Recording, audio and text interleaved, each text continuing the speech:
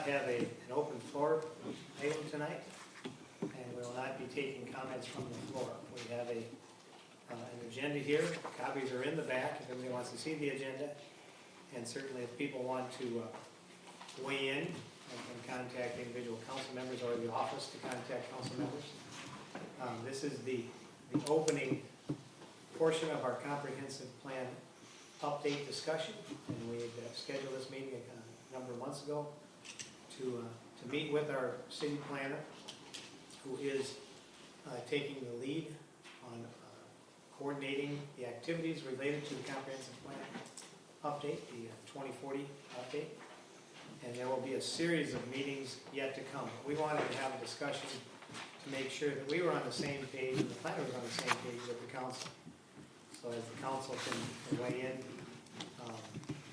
Ms. Stockman, in her role as planner, is invited to representative from the Met Council be here tonight to discuss where we were in 2030, some of the options for 2040, so that we can all provide some guidance to the planner as to what we're looking for, what we'd like to stay the same, if anything would be changing, where we would give direction to do that. So this is the opportunity tonight to start that discussion. There will be public hearings, open houses. There will be opportunities for the public to get involved and be engaged, and we'll provide information accordingly. For right now, this is just the start of our discussion. Anybody on the council have anything they want to add to that? All right, with that being said, we'll start with a approval and amendment of the meeting here. Anybody see anything else they want to add, or Councilmember Rainbow? I just was going to say, Mr. Mayor, if there are no changes to the printed agenda, I move it as presented. I'll second that. All right, motion is second. All those in favor? Aye. Opposed? Motion carried. So we'll start off with Planner Liz Stockman. Brief introduction. We can welcome our council representative, Warren Tibbs. Thank you, Mr. Mayor. Yes, this is Eric Wojcik. He's from Met Council. I did all that, and I forgot mine too. I should repeat. Lisa Barajas was going to come as well tonight, but she is ill today. So we thank Eric for coming by himself. He's here to answer questions and help us get through this first phase regarding community designations. So what you see on the screen right now is the 2030 land use plan that was approved in 2009 during the last comprehensive plan phase. And generally speaking, we have two focused areas of commercial industrial development, one at Viking Boulevard and Nowland Boulevard, and the other at Viking and 47. And the remainder of the city is rural residential, with the exception of this, what was designated in 2030 as the Musa Reserve. And that was an area intended for future extension of public utilities and was limited to a 1/10 density. So with the system statements for this next round of comprehensive plan updates, Met Council issued these maps, which shows now then here. This shows the MUSA from before, but what they're designating it as is diversified rural, which means there's no expected extension of utilities through 2040. So in other words, what was coming up through Ramsey is not moving as fast as they once thought. So over the next 10 years, they're not expecting any public utilities to near our limits. But they would like us to maintain an area of diversified rural. As the memo you got explained, it doesn't necessarily have to be in this location, and I've provided some examples that we'll discuss later, but they would like us to maintain that area. And when we look at sort of the regional picture, Ramsey's right to our south, of course, and all of Ramsey is designated as an emerging suburban edge. And when we look at Ramsey's zoning, we get a little better picture of what's going on right to the south of us. So they have predominantly 2.5 acre lot area that abuts our border. And then they do have a MUSA zoning right in the center where they also have a 1/10 density in the interim. So the goal tonight is to talk about sort of whether or not Now Then is okay with maintaining this diversified rural area, or if they would like to see all of the city back to rural residential the way it was. Now, having said that, we would have to suggest a rationale as to why we would suggest that change. And we would also have to be consistent with Met Council's policies regarding rural residential and diversified rural. So if in fact we can change the location of this diversified rural, and we could call it a natural preservation area or an agricultural preservation area, it's something to consider.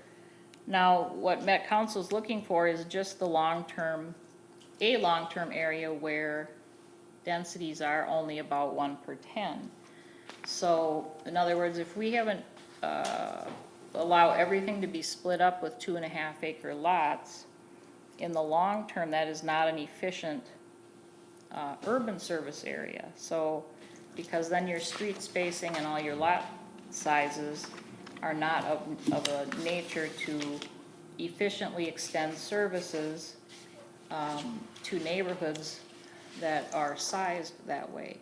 Listen, can I just stop you real quick there? For Yep. those that may be listening to this, just to clarify, at this point, nobody's discussing 2.5 acres. Right. You're just saying from the Met Council standpoint there, if like Oak Grove, where they have designated their lots at 2.5, that isn't consistent with the pattern that the Met Council would like to see for future services development. But to clarify, nobody in Now Then at this point is saying 2.5. We are currently at 5 acre minimums, and there's a net of 5 when there's a larger development, and some of the parcels could be down as low as 2.5, as long as the net on that averaged 5 acres per. So people across the street could have more, you could have less, but the development averaged 5 acres. Right, so, yeah, you're correct. So we do allow lots as small as 2.5, right. But our overall average is our density, 1/5. But even so, a lot of the 5 acre and plus size lots do typically include wetland areas. So then the upland areas are typically a little smaller than the full 2.5 or 5 acre parcels. So the point is that the future extension of public services, it may be a long time away from what we need or want, but what Met Council is saying is they'd like to see that diversified rural designation stay, even though the MUSA has been removed. So with the, it's not necessarily that public services would necessarily come from Ramsey. They could come from Elk River someday, they could also come from St. Francis someday. So it's kind of up in the air at this point, what will happen. And that's why they're giving us some flexibility in where this diversified rural is located and how it looks. So what this is representing is, Should we choose to go that route? should we choose to go that route, correct. And Mr. Wojcik is here to answer any questions in a minute. But there's some arguments both ways for supporting the Met Council's goals in continuing a diversified rural, and some arguments for maintaining a city that's all rural residential, with the exception of our commercial industrial areas. So we currently have a density, a gross density. For instance, if I take all the lots in Now Then and divide it by the total acreage, we're looking at 1 per 15 acres. 1 lot for every 15 acres is our gross density. And the expectation is that all the way through 2040, we will be at or above that 1 per 10 acres with the gross density calculated using Met Council's projections for population and the growth anticipated. So, one option may be to suggest that we're all rural residential through 2040, and then in 2040, when we look at or not in 2040, but when after the next 10 years, when we're looking at a 2050 plan for land use, why couldn't we revisit that? So that is one question I have for Mr. Wojcik. Our development patterns have not changed in the last 10 years. We have had only 2 new homes go into the whole MUSA area, the MUSA Reserve, what could be diversified rural, but in that 1,260 acres, we've only had 2 new homes and maybe 2 lot splits. So not a lot of change. And we're very careful in Now Then to review all the proposed building permits. We have adopted all the required natural resource protection codes regarding wetlands and floodplains and state and federal erosion control procedures. We have a very extensive lot buildability requirement that reviews soils and ensures long-term viability of a primary and or backup septic system. So we do have the regulations in place, I feel, to justify this rural residential. At any rate, I think at this point what I will do is open it up for questions, and then a little later we can get into the specifics of where this might be located after we kind of talk about what route we want to go.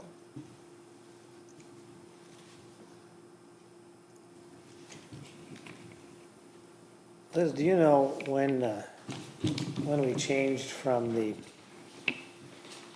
what the Met Council thought we had, the 1 in 10 to the 1 in 5? When we actually made that transition? Well, I'm not sure what you mean, because I know when they removed the MUSA from, But prior to becoming a city, prior to. I recall when I moved out here, the understanding was the communication with Met Council was we were a 1 in 10 community. That was 1 parcel, 1 house per 10-acre parcel. And somewhere along the way, we, as a township, changed it. Maybe Randy, maybe you remember that. Oh, I see. Where we changed from 1 in 10 to 1 in 5. Because I remember having a discussion with the Met Council at one of their visits out here, and they were surprised that we had designated 1 in 5. Do you remember when that transition? That was before I was on the town board, so I'd say that'd be back probably in the 80s. When our comp plan was approved, we were approved at 5-acre density. Yeah, it had to have been prior to 93, because that's when I built, and it was 1 in 5 then. I know it was prior to that. I know, I remember when the Kennedy farm sold, they went with 5s at that time. That's, first we became aware of it. They were dividing into 5s, and we didn't realize that was. So 80s or 90s, I suppose. Well, it'd be 80s, because I 80s? was on the town board in 91, so. Okay.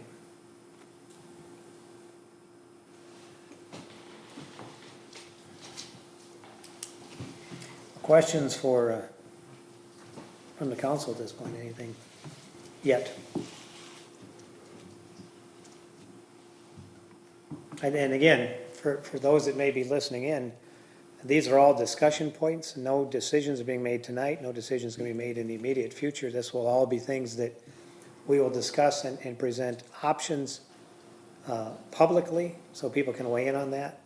Should we designate something like this at this point, and Eric, you can weigh in on this when you get your opportunity, but one of the options that was presented to us from the planner is that there would be a diversified rural land use, which is one housing unit per 10 acres, but it could be broken up in ways that preserve some of the open space for farming, for agricultural purposes, for livestock, and if people knew they were going to be farming for a long time, we could break that up in a way that benefited the property owners and still complied with the long-range plan of the council.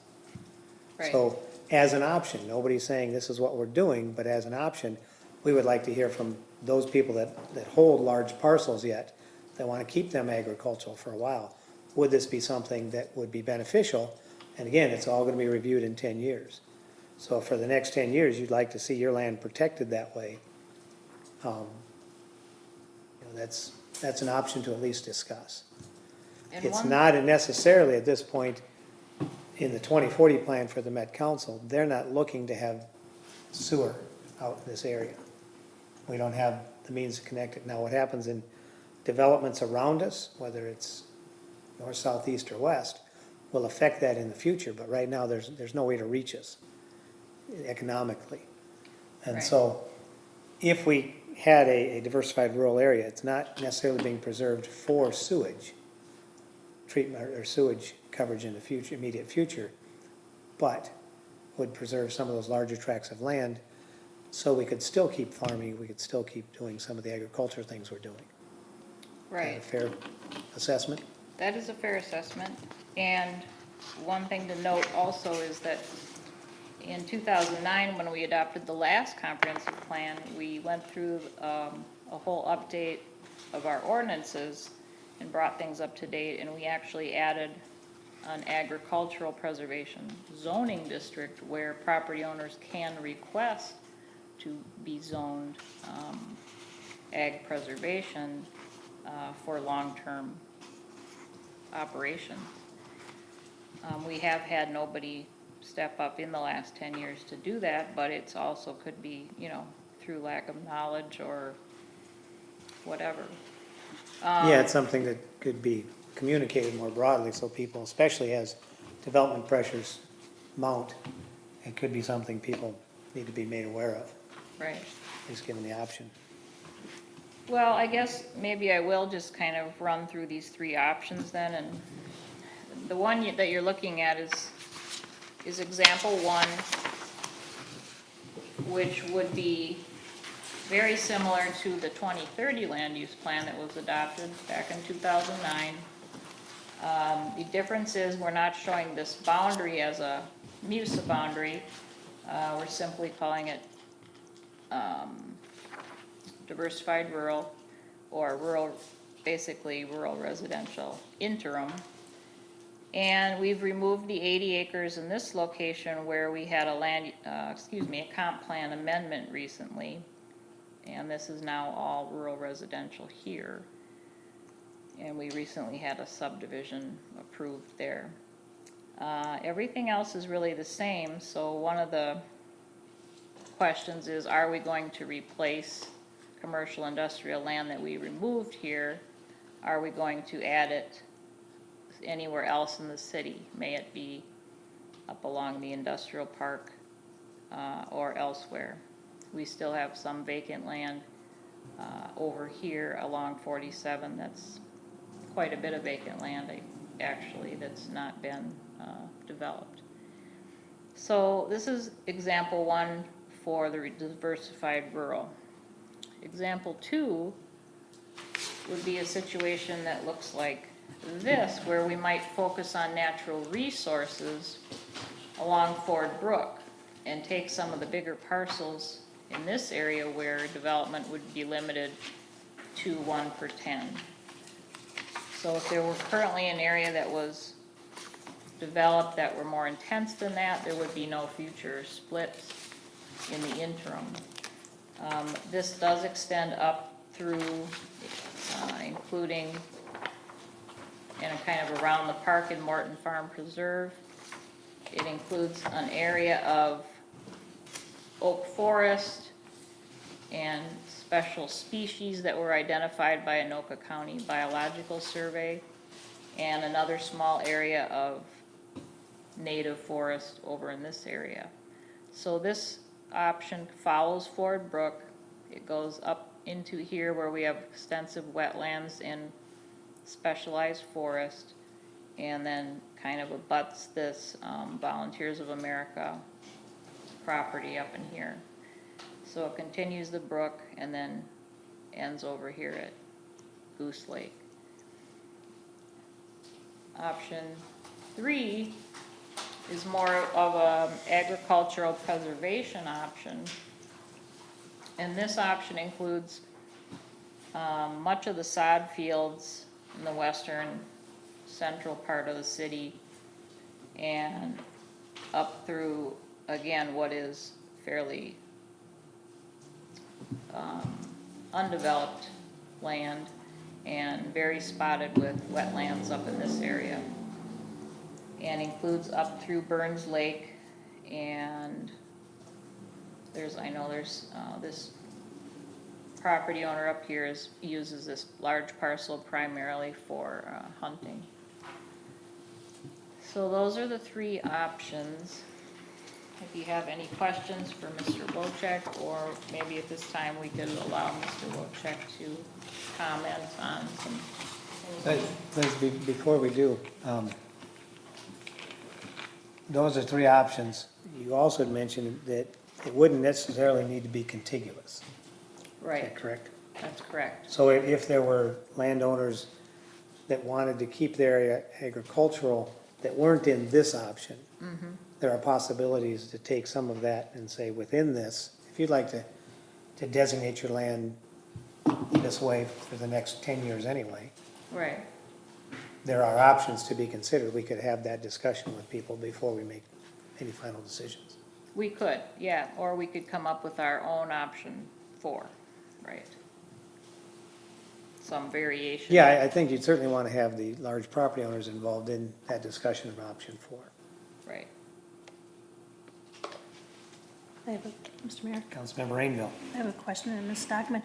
So the land that they're looking to do as the diversified, are we obligated to stay within the same acreage that was in the MUSA? Yes, plus or Okay. minus, well, about 1,000 acres is preferred. Okay, We had 1,260 in the MUSA. okay, thank you. So that's preferred. You can tell us whether that's ironclad. I don't think it's ironclad. Not ironclad. Yeah, but they prefer. It's a target. Other questions from the council? Mr. Mayor, Councilmember Bettinger. so that 1,000 acres should that be buildable or, and is, like some of them areas along the Ford Brook, Anybody? very little of that's probably buildable anymore, and the same thing with the sod field, so you're setting aside something that's probably a good portion of it. I remember the 2030 plan, I think they wanted 1,000 of acres that could be built on, that are developable, not 1,000 acres of low ground. Well, when we met a few weeks ago, or maybe about a month or so, Ms. Barajas, I said, can we designate areas along Ford Brook, natural resource areas, and she was, very open to that. But that was kind of one of my questions, is if let's say we're calling it natural resource, and some parts of it aren't necessarily developable, especially if it, includes floodplain areas, it's sort of contradictory to eventually becoming, you know, urban or being provided urban services. And we wouldn't necessarily want the most intense uses along our brook. So that's where I'm kind of stuck, you know. I guess in my mind, if we're gonna do it, it makes more sense to, like Councilmember Bettinger is referring, in more open areas and possibly some farmland. Now, what are your thoughts on that? The other consideration is we have a population that, many of them moved out here because of the rural designation, because of the open spaces. And if this meets part of the desires of the Met Council, while still meeting the desires of the residents of now, then it seems like a good compromise. If we can preserve land that's best suited for agricultural and for open space preservation, and the property owners are pleased with that, and the residents around are pleased with that, it may not be best suited for eventual urban services, but it's a good compromise right now because urban services are a long way off.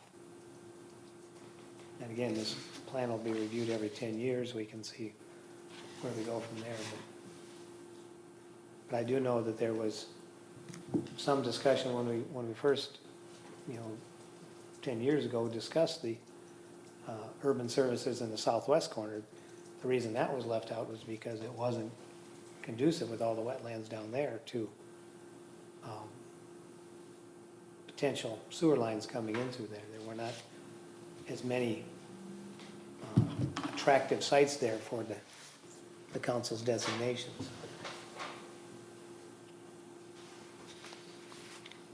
Anything else before we let Mr. Wojcik speak? All right. I think that'd be best, so we get you on microphone.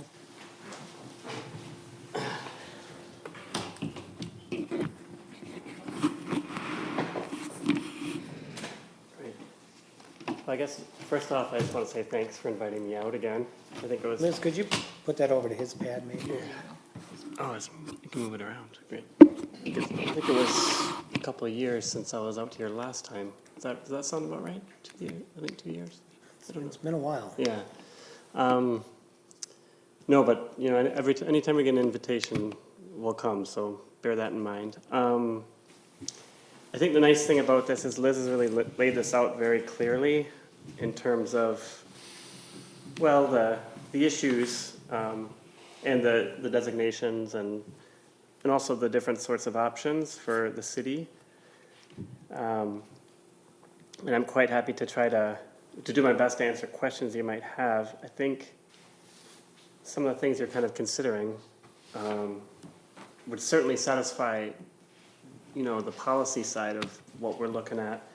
We're really looking for the city to,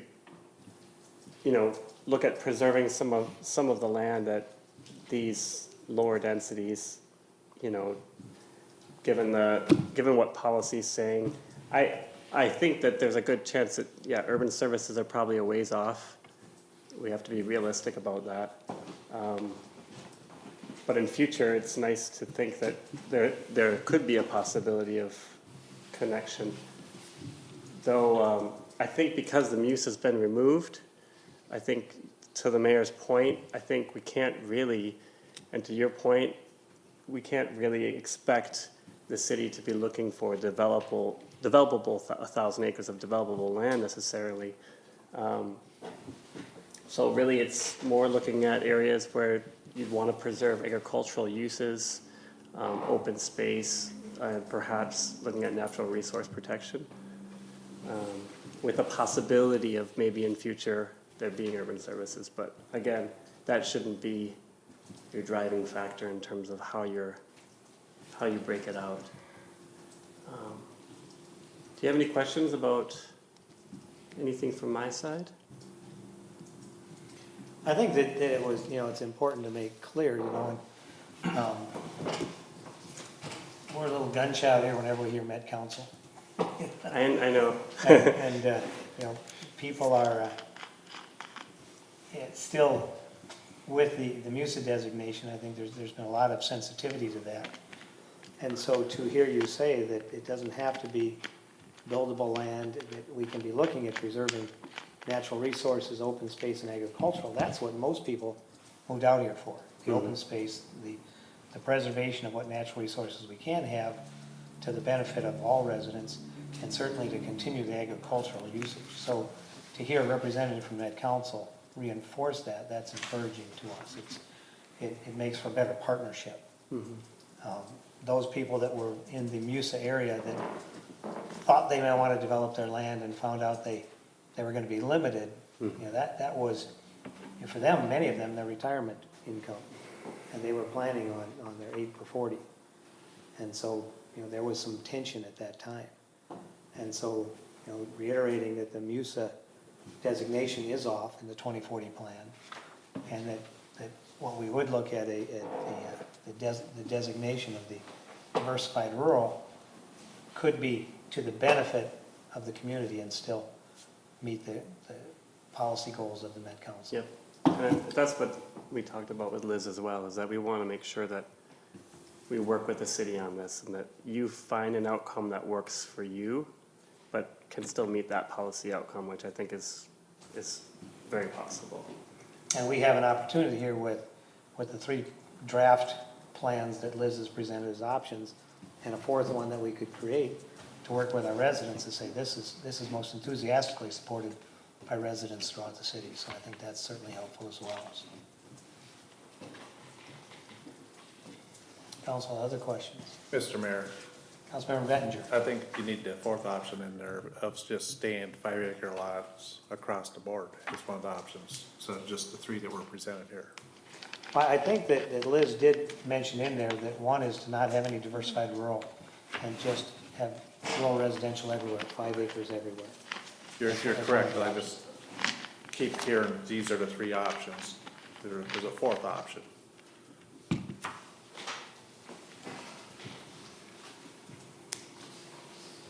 So, Mr. And Mayor? certainly, you know, with that, I think, you know, I apologize because it is in Liz's notes, Ms. Stockman's notes, to the council, that is one of the options, is just to have rural residential 5-acre minimums or net 5. So if somebody was developing 40, they're still not going to get more than 8 parcels on there, but some of them could be as little as 2.5 acres if they average 5 acres. So that certainly is one of the options. I think one of the other reasons this was discussed is, as was mentioned in Ms. Stockman's document to the council, is if we want to preserve the opportunity to continue farming and continue agricultural here, we need to consider that, because once you get to all 5 acres, the farming disappears. To my knowledge, we still have the last 2 dairy farms in Anoka County. If people want to keep farming out here, we need to have some option within our comp plan to say, here's how we're going to provide for that. We can do it so we still have our 5-acre minimums, net average. But we want to make sure that we have some protection in there for those larger landholders that want to keep agricultural purposes, whether it's sod farms or dairy farms or cattle farms or horse ranches. So, but yes, it is one of the options. The whole of the city be designated rural residential, which would be a 5-acre average. Other comments or questions? Mr. Mayor? Ms. Stockman. I'd like to ask Mr. Wojcik, so if we submitted a comp plan to Met Council that showed all rural residential and no diversified rural, and we presented our rationale, and we were 100% open to looking at, re-examining this whole thing in 10 years, does that, how would that council feel? I mean, what would your response be I mean, you have to probably respond in writing and look at the policies that you have set forth. But, for instance, one of your policies says that we cannot expand rural residential, but in my mind, I don't really feel that we are expanding, we're just kind of going back to what we were. Sort of, again, in the interim. I don't even mind calling it interim, because in essence, each 10 years is sort of an interim in a way, because you relook at it, you know, at those designated times.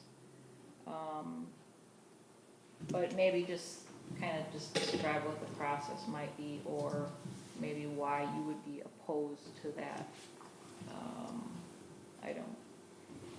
I'm just kind of thinking, you know, what your response might be to Councilmember Bettinger's idea. Well, I think there's different kind of levels of how we look at things. So we firstly look at we look at the systems, the metropolitan systems, the wastewater and the transit, things like that. This wouldn't fall into that category of an issue with a system, because it's not a system conformance issue. We're not talking about a system as such, but it would be a policy consistency issue in terms of what the policy says, because we do have words, and there are policies in the regional development framework that talk about that the council wouldn't support any further expansion of rural residential. We're really wanting to keep areas as diversified rural across the region. Number one, to allow for that future expansion if it were ever to become economical. But also, it has to do with environmental reasons. We've had instances in the past where we've had 2.5 acre lots with failing septics, and we've had to, connect them at taxpayer cost, because that was the only viable option at the time. But it's not economical, and it's not something that we want to see happening a lot. Saying all of that, I think it's important to note that in any case, if we knew that the city was wanting to go that route, we would try our best to try to work with you and find an amicable solution to the issue, whether that be trying to carve out some land that is diversified rural, or reach some sort of kind of compromise on the matter. We wouldn't want to kind of get to the point where we're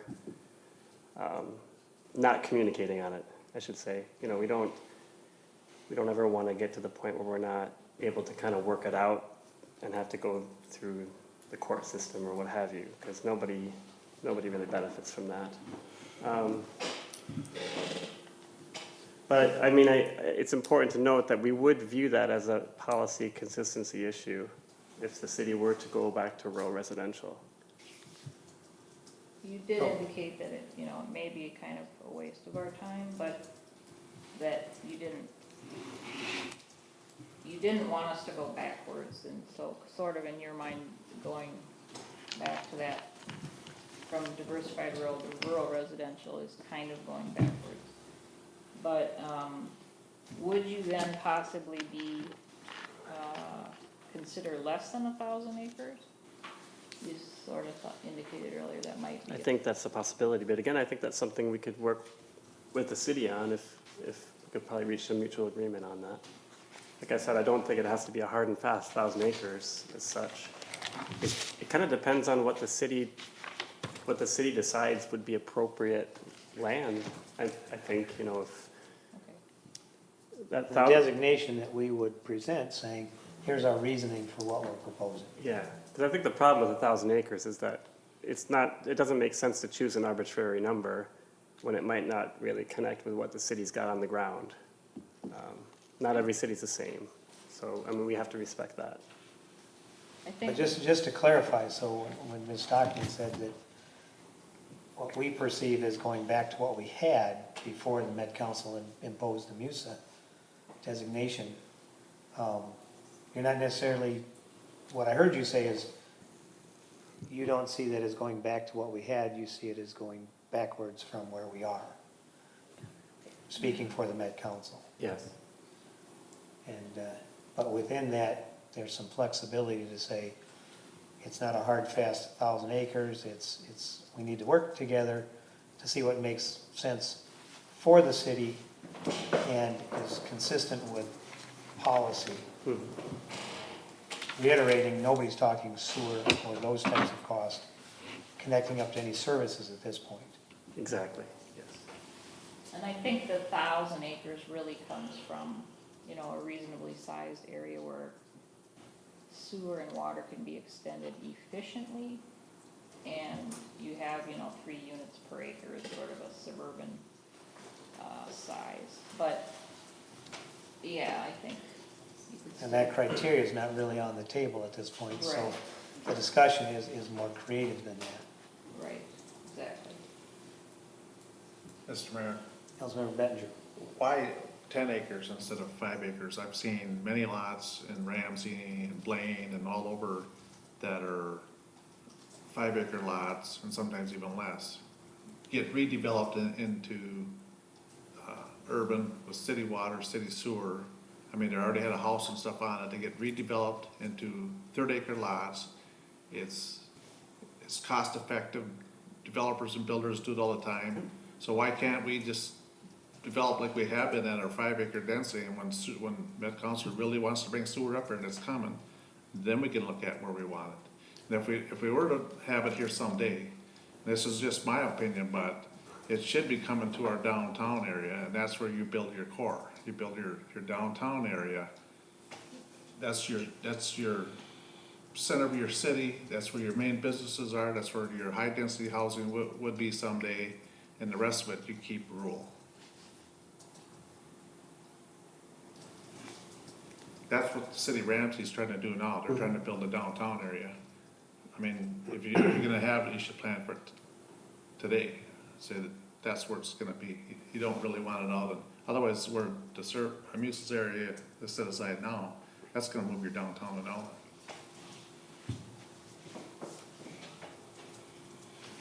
Maybe I can address the beginning part of your question. I think that your point afterwards was interesting, and I agree with what you're saying about Ramsey and how they've done it. In terms of, you know, dividing up 5-acre lots, yeah, it is doable to do that. The challenge really comes in how the land is carved up. You know, there are measures you can take, and Liz is well aware of this too, you know, that you can make sure that the way you do your meets and bounds, for instance, you're preserving land for future subdivision if and when the time comes. One thing that we've encouraged some communities to do, and a lot of them have taken it up actually, is in the areas that are diversified rural, they can employ different guidelines to allow for, you know, either ghost platting or cluster development where they're preserving larger areas for redevelopment, and they could still have like 5-acre lots divided up in a particular way that can allow for subdivisions to in future be divided up. Ramsey's done that a few times. I think even Andover has done that. But it requires a little bit more kind of regulation on your side in terms of how you actually administer that. It can be a little bit challenging. But we've got guidelines. I think some of the guidelines are in here in terms of how a city could do that. But again, if you were to look at doing that, we would still ask that you designate areas where you're going to essentially preserve some of that land for future subdivision, because otherwise there's nothing to keep it from not happening. If you've got a lot of 2.5 acre lots, it's very difficult, or if you've got different configuration, it can be very challenging to then come through and redivide it up, especially once you've got houses on the ground.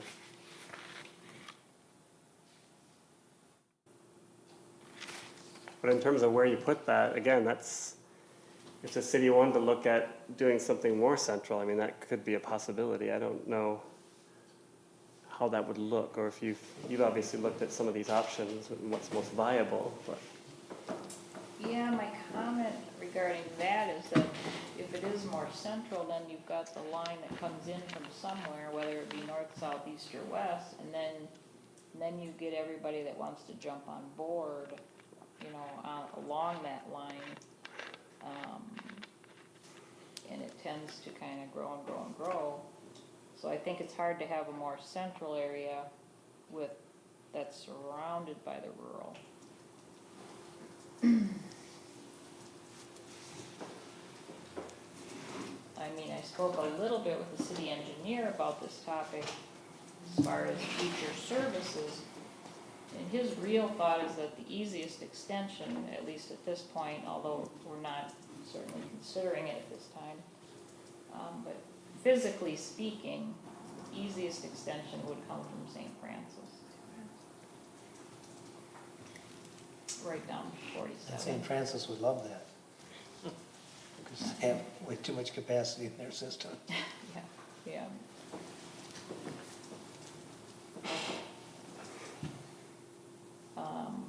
I like the idea of ghost plating. I think it works well. Could you explain what exactly you mean when you say ghost plating? So ghost plating is showing what your ultimate build out would look like, whether it be, 3 units per acre, or whether it's, 1 acre lots, whatever, the very smallest lot you show at build out, and then you have an interim plan where you allow the bigger lots to be subdivided now, but your houses are placed according to the build out plan, so you're not placing the house in the middle of this parcel, and then you're not able to subdivide it again later. So it's just all pre-thinking basically and pre-planning. I do tend to run up against a lot of resistance out here when I talk to people about concept planning and kind of looking at the big picture. And you do see, a lot of 10-acre parcels that have a house smack dab in the middle. But that is what a lot of people want. They want to be far away from their neighbors and privacy. But it does tend to kind of interfere with the long-term maximum split potential. That being said, it's something you would encourage, but it's still up to people to, and again, a lot of residents move out here for that too. If I can afford 10 acres, I'm gonna put myself in the middle because I moved away from tight neighborhoods to get out and stretch out and do Right. my thing. So at this point, we're still talking about an opportunity to present an option to them. It's up to the landowners to decide what they want to do. Exactly. Although, if we do designate an area that's diversified rural, so that would be the 1 per 10. So they would be encouraged to, let's say they had a 40-acre piece, so they would have 4 lots. And we would encourage them to group those, in one area, and then maintain the larger portion for future. So in essence, it is what we, talked about, residential open space or cluster. It's exactly what the Met Council is calling flexible development. So there's a lot of different names for it, and we tried to look at it from a city-wide perspective, and we didn't get the support for that in previous years. We do have a zoning district, which was called our interim zoning for what was the MUSA area, where it did limit that to 1 to 10, using a cluster type pattern.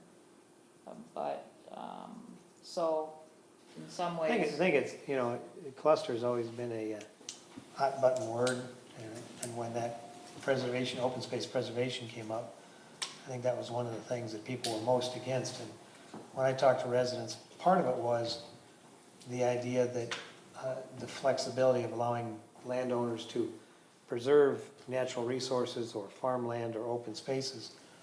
The trade-off was to give them additional density. And people were saying, we didn't want the additional people out here. You know, they're happy with the slow growth. And what you're saying there is the flexible option that you just discussed, wouldn't be increasing the density. It would just be encouraging people to put them in a smaller portion of the land, but it's still gonna be 4 per 40. Or, Right, yeah, 4 per 40. right. But it's not going to be an additional number, because I think that's part of what people were reacting to when they heard concentrated development or cluster development, was there's gonna be more houses than would have been on a typical 40. And so just to make clear, if anybody's listening, we're not talking about increasing the density, but being flexible in how it's laid out. Correct.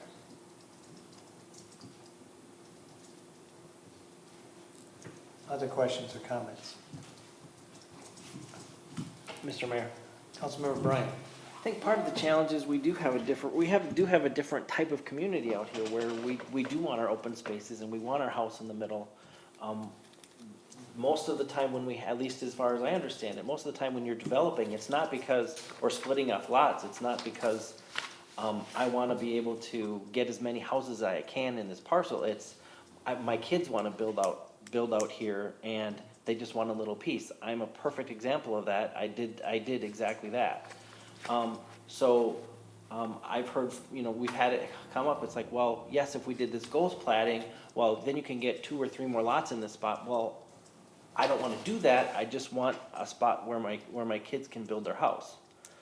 And if you have a developer could have a completely different mindset. How am I gonna get as many houses as I can in this parcel versus, I like my open space, I just wanna be in the middle where I don't necessarily have neighbors. That's why I moved back out here, and we kind of like to keep it that way.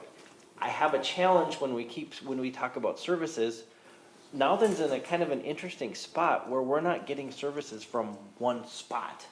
It's not like they're just coming up from Ramsey, or they're just coming east from Elk River, or they're just coming west from St. Francis or Oak Grove for that matter. They're all coming from all different ways, so there is no right spot to put it if you're talking about this area, and it kind of defeats the purpose. If we're looking to preserve open space, it just seems, okay, let's pick 30 parcels of 40 and say, okay, for the next 10 years, these are it, and then we're good to go. And that kind of defeats the purpose of what we're trying to do. I agree in some regard. Your comment regarding, splitting land, it's no difference than, I see a lot of people that don't plan for accessory buildings. And I always say, well, you may not want one, but trust me, it makes your land more valuable if you have the option or somewhere to put one. And it's the same with splitting. You may not want to maximize your property in the number of parcels, but down the road, but there's a way to. But that gives people the option. I mean, if I had 160 acres, I'd love to be able to decide myself what I want to do with it. Exactly. How do I want to split it up, and what am I maximizing for? Am I maximizing for open space, or am I maximizing for future development? That kind of I would hate to be a landowner in any of those spots and going, oh, sorry, you can only do 1 for 10.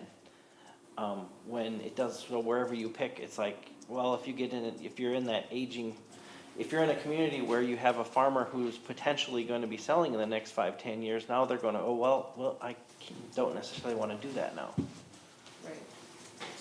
I agree, and that's kind of where I struggled when I was trying to come up with ideas or options, is, how do you just randomly pick?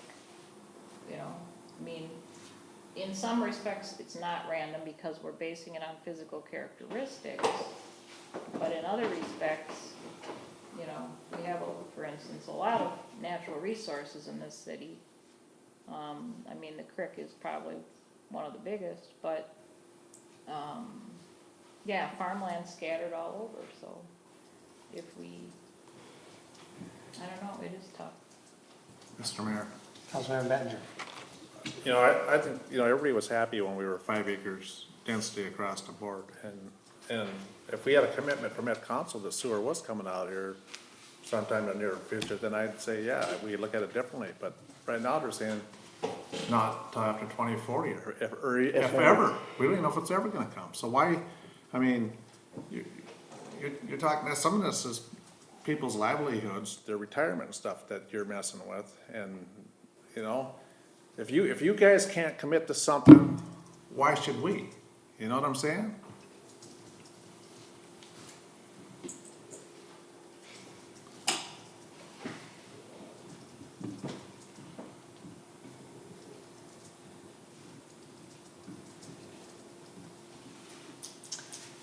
So Eric, how, tell us basically who you are and how you fit in the Met Council structure. And how, what you say in speaking with us today, what's the hierarchy of the decision-making process, if you will? Well, in terms of a decision like that, I think I wouldn't be in a position right now to say whether, you know, designating your whole community as rural residential, whether or not there wouldn't potentially be policy issues with that. In terms of my role is really I work in what we call local planning assistance. So I'm a planner like Liz, and I used to work for city and county planning, so I completely understand what you're saying, and I know because I used to do county splits, and I know that it's in the city where I was working, we had an interim rural residential because of the same, well, that one was because sewer was coming. But, you know, it's tricky when you've got family, you know, people want to pass on land to family, and you have to, you know, I had to essentially tell people, you know, you can't have, you've maxed out your splits kind of thing. So I understand the city's perspective on this, and it's tricky. In terms of my role is really to act as the first port of call for you folks when you have questions. I might not have the answers here tonight, for instance, if you have very specific or technical questions, but I will get you the answer, and I will get you the answer as fast as I can. So my title is sector representative, which I hate because it sounds so bureaucratic, but essentially I'm your contact at the Met Council. So, you know, if you want to know that you can get an answer, you come to me and you call me, you email me, and I'll get an answer to your question. In terms of working through this stuff, again, Liz would probably be the staff person on your end, and she'd be working with me. If you were gonna try to go down the route of rural residential, then obviously early on we would be in discussions about what that would really mean. I'm not in the job to send you horrible surprises. I think it's more important that everyone's upfront with each other. So if it is a problem, if you wanted to go down that route, then we would have to be very upfront with that early on. And the other options too, you know, if you're gonna look at designating different sorts of land, we'd be quite happy to look at that even before you submit the comp plan. If Liz wanted to send some examples to me, I can pass them along. And we can kind of review them and give you some feedback. I sense less resistance to various options if we were to include a portion of land in diversified rural. That's correct. Yeah. I sense that there might be a little more resistance to returning to what we were, rural residential. So specifically, can you find out what type of resistance we would be seeing there? How big a deal would it be should we decide to redesignate as rural residential for the entire city? If that's the kind of response you would like in terms of how we would view that, then I can certainly get that for you. Yes, we Yeah. definitely want to know. And who reviews the whole comp plan? If you kind of give it a once over, and then you forward it to other people, or I think Lisa Barajas is kind of like your boss, right? Or So she's right above you? So Lisa's my boss, she's the manager of our work unit. And there's essentially, I think, around 6 of us that we're the contacts for the region, you know. So there's 188 different communities, so there's a lot of different communities, all different types. When the comprehensive plan is submitted, I'm the person that sends out the plan for comment to the different technical units. So we send it out to transportation and we send it out to wastewater. I mean, a lot of these, you know, wouldn't necessarily have a lot of comment on now then's plan because you don't have sewer, but, so yeah, we send it out internally and receive comment from the different technical reviewers. And then we also review the comp plan against itself. So a lot of cities don't understand that, but we're also going through your plan and making sure that it's internally consistent. And we're letting you know, actually, this part doesn't really correspond with this other chapter. So we are doing that, and that's, you know, obviously cities do that too, but we're also kind of a check, in a sense, to make sure that everything internally is working out. And then we also check it against our policies and the system plans for the council to make sure that, for instance, we had an instance recently where a city was, they wanted to build a city hall, but it was right on top of a regional trail. So that was obviously an issue, but they didn't pick it up. So we had to say, well, maybe shift the regional trail and you can put your city hall in there, and that's fine, you know. Most of these things are worked out in the process. But we tend to provide pretty extensive feedback when you submit the comprehensive plan, and again, that's, you know, then you have the opportunity to comment back and kind of work through it that way. Okay. Mr. Mayor? Oh, Councilmember Rainbow. are you I should finished? say it does go through, I should also say that it does go through a committee process, so just so you know that it goes through the environmental committee. If you have sewer, it goes through the community development committee. They put forward a recommendation to the full council, which then approves the plan. And at that stage, it's very rare that there's ever an issue, because it's already been kind of through. So in those various committees and when it eventually goes to the council, do you have interaction at that point, since you've been working with us, working through our planner, you know our logic behind what we're doing, obviously we have to put that in writing. But do you escort this through the process to any degree, or once you hand it off, does it just go through the rest of the bureaucracy till it ends at the council? And how much does the council really review the comp plan of a city like now then? I'd say that council members might be, some of them are engaged in, you know, they do look at the reports, and they wouldn't necessarily read the comp plan because I don't think they would have time to read a 200-page document. But they would look at the report, which has all the technical comments and the recommendations that we're putting forth. And then obviously they would, based on that, either accept our recommendation or change it, which doesn't tend to happen very often.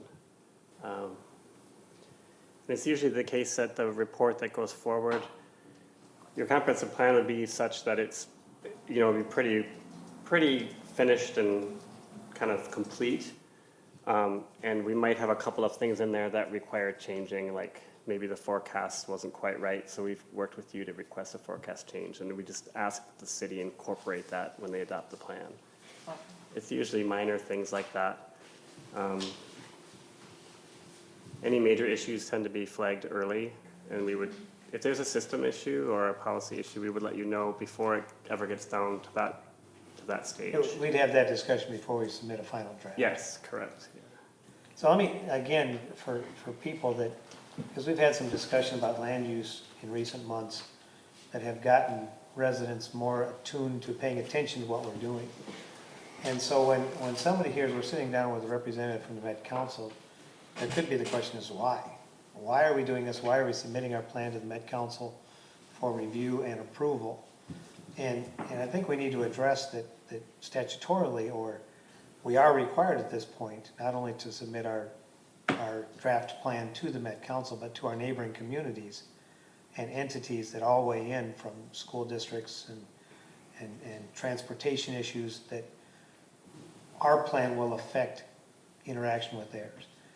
To my knowledge, in the past, there hasn't been significant input, but they can have the same, we're doing this, your plan says this, there's an incompatibility there, we should talk about. So the approval process includes neighboring communities and districts that are affected by what we're doing here. We have 3 school districts and 3 postal addresses, so there's other people that are involved that are concerned with what we're doing here.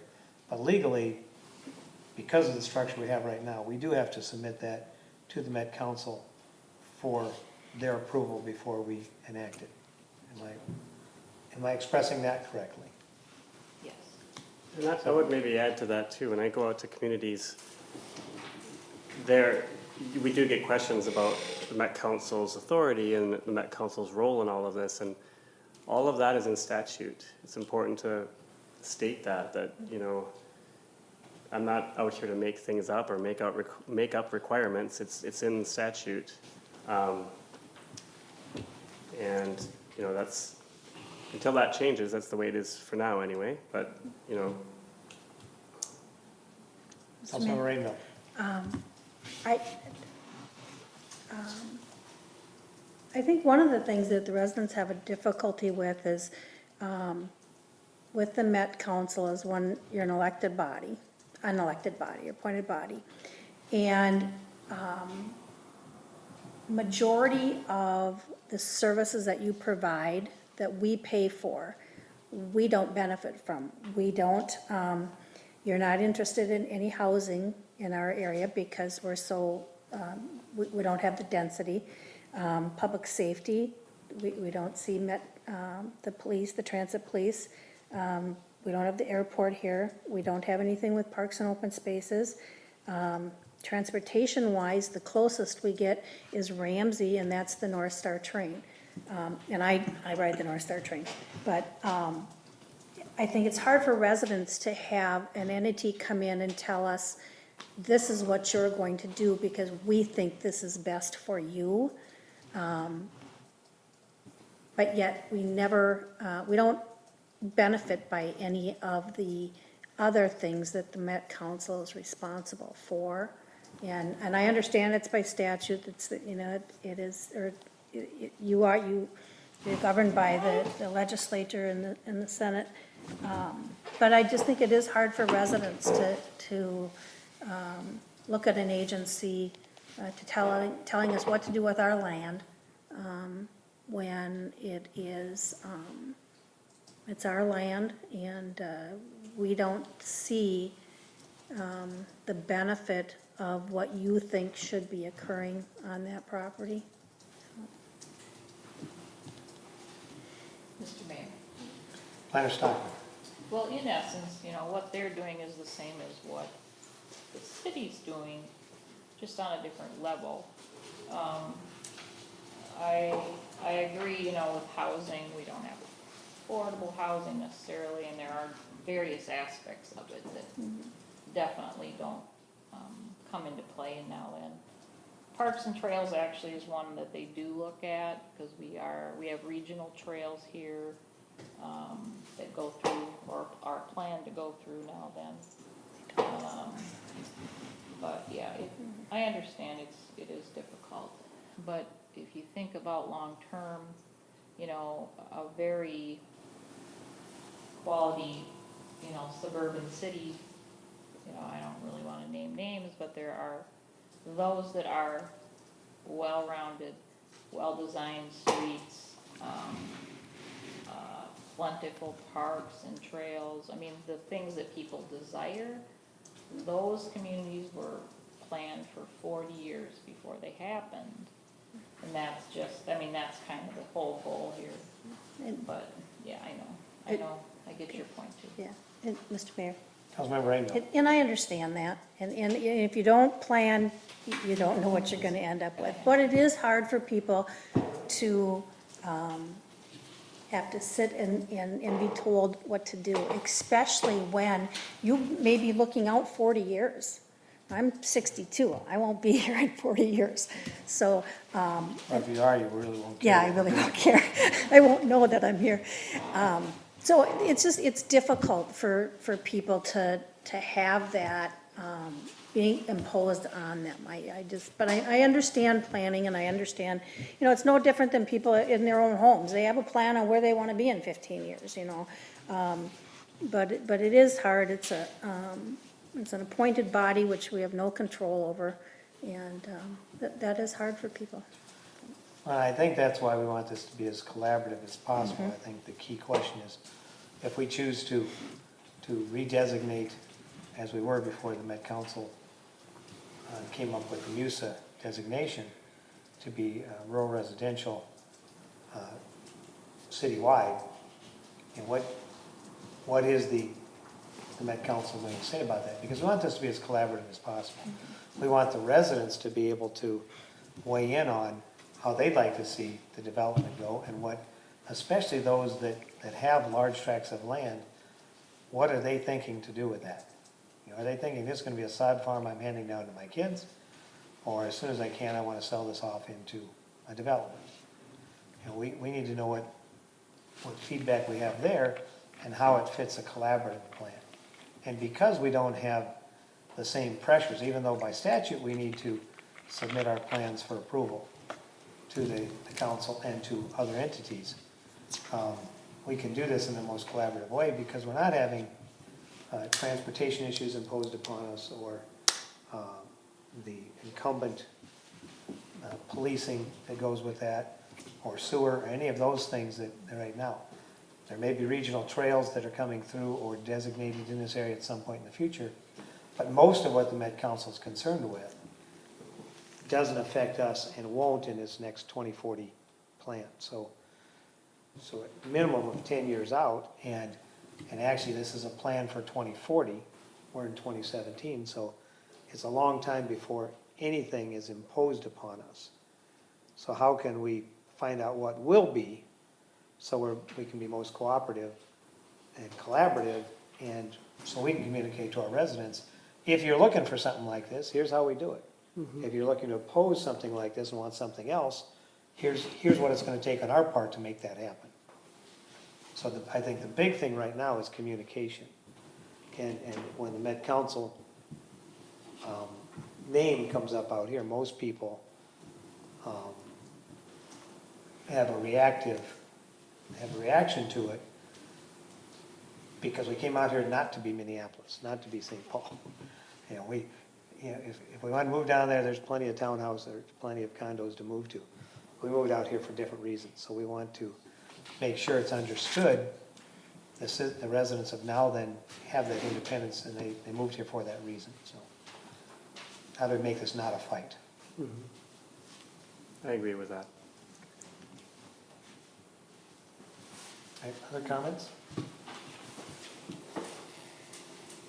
So I think one of the key things will be for you to take it back and say, where is the stance? As you've seen that we've talked about at least 4 different draft plans, 5 really, if you talk about a 4th version of some type of diversified rural, and the 5th, or number 1 plan actually would be to go back to retain the rural residential that we were before the MUSA designation. So we have some variation of options there. Get some feedback to us as to what we're looking at there. Anything else from that standpoint before we discuss further? All right. Anything else you have for us there? Maybe just one other point, just to kind of comment to your point, which I've heard before and I appreciate. The council was actually created in 1967 because there was kind of unchecked growth in the suburbs, not out here, but the main problem really was that we had a lot of explosive suburban development with, they were essentially just putting pipes into rivers, and there was a huge pollution issue, which is essentially, the state got involved because there were 2 fish in the Mississippi. It was a huge issue. So part of what we're trying to do is coordinated long-term development, which I think, and to your point, I think it's really challenging. It's challenging, if it's challenging for me, it's got to be challenging for residents to get their head around the next 40 years. Like, how do you think about that, when it's hard enough to kind of think about next 5 years. But that's what the council's always been about, is trying to coordinate growth and try to coordinate growth in the right way, in the right places for the next kind of 30 to 40 years. So there's no way that we would ever expect this to become a Minneapolis, and I think we wouldn't be able to serve it if it wasn't We don't Minneapolis. become Ramsey. Yeah. People don't want to be Ramsey. We kind of want to respect what Now Then is and what Now Then wants to be, but I think there's a way that we can find a way to do that where, it's meeting the policy requirements as well as your needs as a community. But I think that, part of that is you're saying you don't want us to grow so fast that we need services, that the septics and the private wells can't keep up. And I don't think there'd be a disagreement on the part of Now Then residents is, most of them aren't looking to grow that fast either. They moved out here to enjoy this with the current generation, and most of them want their kids to be able to enjoy this. So I think that the push for higher density and maximization of the land we have, is not a threat. And so I think there we can agree on the goals. Is you're saying don't grow so fast that you need services, and we're saying that's fine by us. Yeah. We don't, we moved out here we want low taxes because we don't have services. We want things the way they are for a while yet. And so there, let's look at the places where we can agree and say, okay, what does that look like? So that property owners still have rights to do things, as they need to when they start retiring or their future plans. So what does that dimension look like? But focus on where we agree.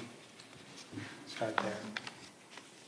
And we agree, and you agree, we're not looking for that type of density or that type of population or development. We're not looking to be an inner-ring suburb. All right? Well, we appreciate your coming out here on a cold, dark night. Thanks. And Careful driving back. Oh, that's fine. For the deer. I was thinking that actually. There probably they're are a all lot of running deer. to hide before hunting I starts. was thinking that this is pre-hunting season, so. I'll talk to you soon then. And so you give that information back to Liz, and she'll get it to Corey, and we can get it to Great, you. I'm All doing that to that question for you then. right, thank you.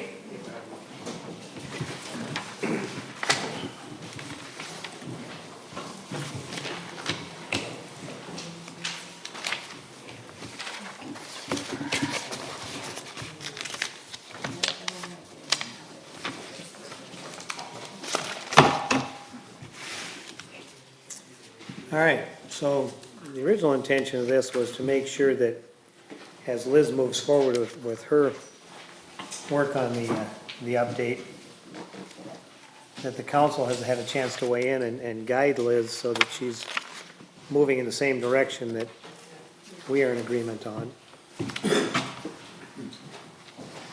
And Liz has added a couple things here as far as some of the clarity that she wants.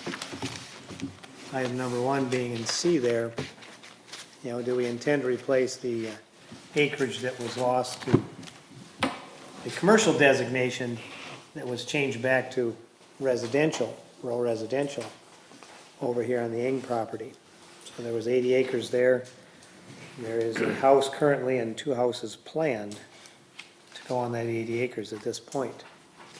that was designated commercial at one time by the town board. Do we want to see that replaced in our 2040 plan? Would be one question, I believe. Secondly, are we looking, and again, I think it ties into the first one, if we are looking to increase commercial land, do we want that to be contiguous to the immediate area, now then Boulevard and 201st, somewhere within the block of industrial land we currently have?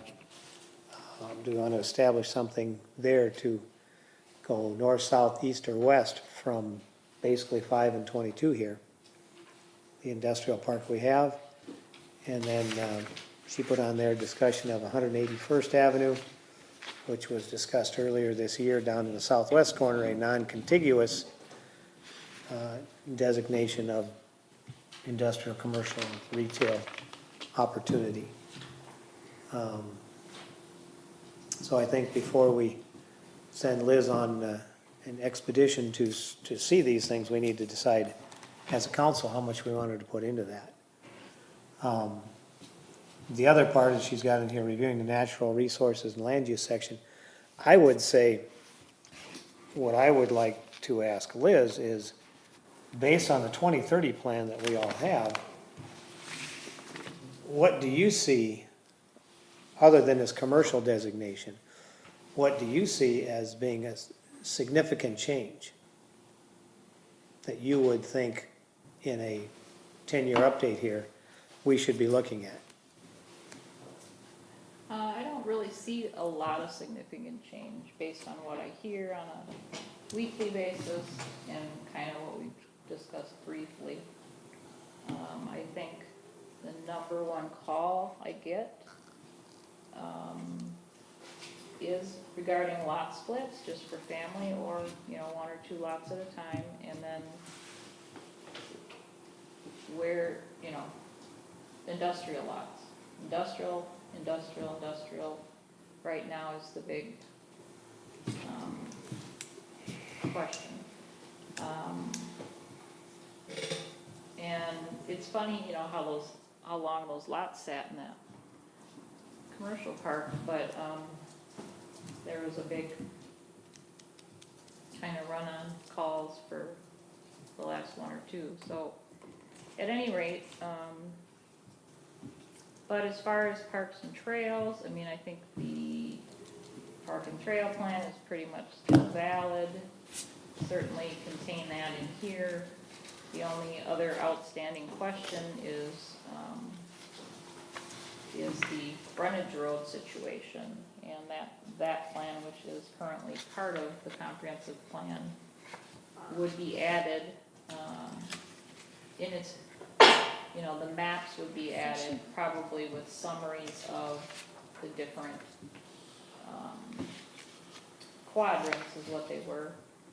We had 8 different quadrants focused on the commercial industrial areas, and we removed one of those late last year, earlier this year. So we have 7 quadrants remaining, unless we do something different. And really that and this change in or removal of the 80 acres are the 2 biggest things I see. So then we're in agreement then, and again, I'll open up to any council member that wants to disagree, but the agreement right now is that the 2030 plan as it stands for the majority is what we want to continue forward with in 2040. So we can get that information to residents that want to see where we were in proposing a 2030 plan to say this is where we're headed in 2040. And so when we do have our open houses, people can weigh in on that and say, here's what I agree with, and I strongly encourage you to keep doing that, or here's what I'd like to see differently. But that plan exists, and we can say, other than these items where you just brought up, we're looking at moving forward with the plan that was in place. Is that in agreement with the council? Mr. Mayor, Councilmember Bettinger. I think we need to have some discussion on the service road concepts, because I disagree with, a majority of it that's there. And the park and trail plan, the trail plan that we have has trails everywhere. There's no way in the next 50 years that them trails are gonna be built. We can't afford to build them, we can't afford to maintain them. I think that needs to be redefined and narrowed down to more definite, fewer trails. Trails that go someplace to connect our parks, maybe connect us to regional trails, but not trails down almost every road. And that map is partially right, it shows trails, in some areas where there's trail easements, but there's actually not trails on them. In that southwest corner, them are all just trail easements. There's no trails there. But I think that needs to be looked at, and the trail plan, John Harwood had done an estimate on them trails, I don't remember the exact number, but it was, I think it was over $10 million to construct them trails, and where are we gonna get that money? But it's not there. We can't afford to maintain our roads, and even if we had the trails, we wouldn't be able to afford to maintain them. Yeah. So just to let the residents know, the park and trail plan was approved in 2004. When we were still a township. So, you know, it may or may not be updated, but now would be the time to amend that map, because we don't have to do a separate comp plan amendment then. Basically, I'm guessing that most of the park and trail policies are gonna be similar.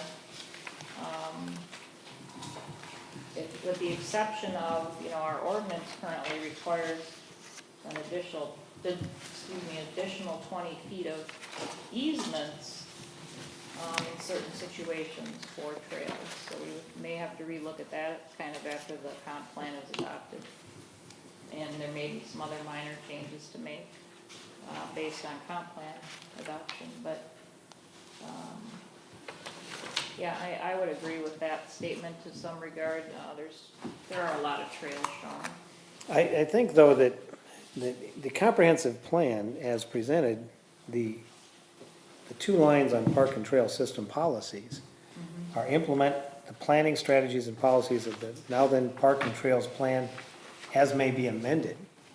So again, that's why we have a park committee to take a look at that, and as council might suggest,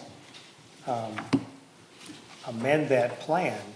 So it's not specifically in here saying enforce exactly what's in the park and trail plan. It's amend it to what's reasonable, what's affordable, and what's logical for a community like ours. Right. And if we overreached back as a township, you know, we have the opportunity, and that's one of the things that I've encouraged the park committee to have a copy of the park and trail plan here, have our staff know what that is, so when developers come in, we know where we've targeted parks and whether that's realistic or not. And to have it be not just you know, our park committee is not just park and rec, but it's parks and trails and recreation, so that if that plan needs to be amended, put as much time in on that as we have some of the other park usage things. But there's two lines: implement the planning as amended, evaluate periodically the park dedication requirements to assure they are reflective of actual costs associated with system implementation. And as far as the comprehensive plan, that is the park and trail system requirements. So the park plan is not in here per se, other than as amended as a separate entity. If we're going to have a park plan, implement it. And if you want to revise what that park plan is, that's okay. You know, there are certainly, leading up to this, goals and policies that have to do with preservation of natural resources. But that's separate from the park plan. So I think the two things, Councilmember Bettinger, that you brought up, one, Planner Stockman has already said, we need to talk about specifically the backage roads, frontage roads in the commercial corners as one of the things we need to clarify. The other one being, you know, we have the chair of our park committee here tonight, certainly encouraging to review as a committee what is the park and trail plan, and if we need revisions, to bring that into reality from a financial standpoint and from a benefit to the city standpoint, that's certainly something we would charge the committee to do. So within that, once we as a council agree with what the committee presents to us, that's what then the comp plan says. Amend your park and trail plan and then do it. And so to me, that's the only two things. Make sure that your cost structures are in place. If you're gonna have park dedication fees, make sure they're appropriate. And if you have a plan, you know, if the park and trail plan as amended, you should, according to our comp plan, we should do that. So I think that your first point was mentioned by Planner Stockman as one of the discussion items we have to have, along with commercial expansion, if we so designate. Other than that, I think that, you know, again, there's a lot of things within the 2030 comp plan that we either haven't specifically addressed with policies and action items as a council. But I think that there's sound recommendations, we have a sound plan that was in place that doesn't need major modifications. We are not looking for significant growth, commercial growth. We're not looking at significant, if you look at even the Met Council's projections, they don't have us at, 5,000, population of 5,000 until we hit 2030, 2025, 2030. So we're not looking to explode like some communities that have different attractions, either major highways or waterways that run through them. So, and talking to residents, I think most people moved out here for that reason. They didn't want to be an exploding suburb. They wanted to be a slow growth, steady as she goes operation here. So I think that a big part of this is just to reiterate that we are on the same place, that the planner's on the same page as we are, that the 2030 plan the majority of it is our starting point. And that there'll be some minor tweaks, and certainly those we should open up to the public for discussion. But if we can say this is the majority of it, here's where we're starting, and then they can have reference to what are you looking at tweaking, and see how that would affect it. The big things being commercial.